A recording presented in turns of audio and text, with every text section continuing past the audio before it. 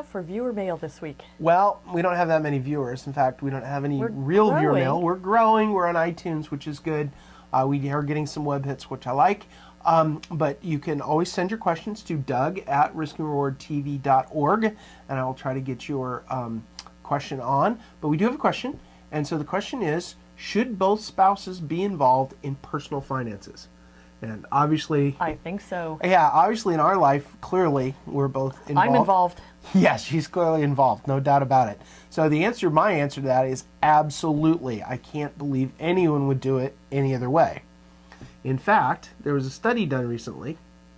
Oh, the Prudential study. Yeah. It showed that 95% of women are actually involved in their financial decision making. Good for them. Where's the 5% that aren't? Those are the ones I'm concerned about. If you're one of those 5%, get involved.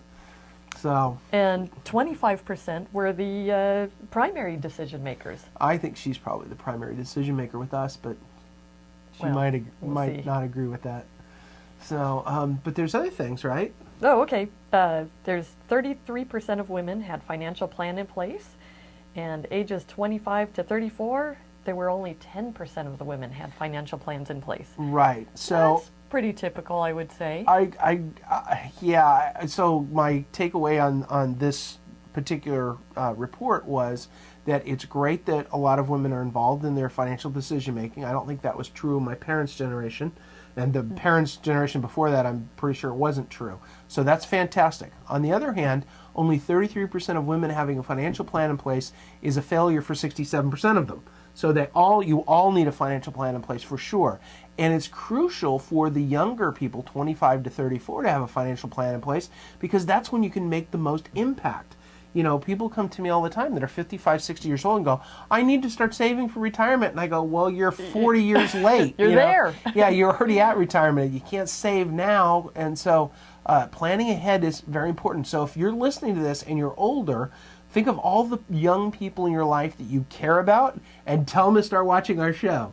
Well, besides that, tell them to get a financial plan, but tell them to start watching our show. Because at 25 to 34, only 10% of them have a financial plan. That means 90% of the women between 25 to 34 don't have a financial plan, and they need one. You have to be planning ahead because your decision making, and when you're 20, is much easier than when it is 50, 60, or later. Before the emergencies Absolutely. come up. And so it's not, and this isn't just about women, it's both spouses. So the original question is, should both spouses be involved? Absolutely, absolutely. I won't even see clients unless both spouses are present. I will not take a client at all unless both spouses are involved and present and involved in the decision making. I'm sure that some financial planners won't, but I think most of them probably want both spouses there.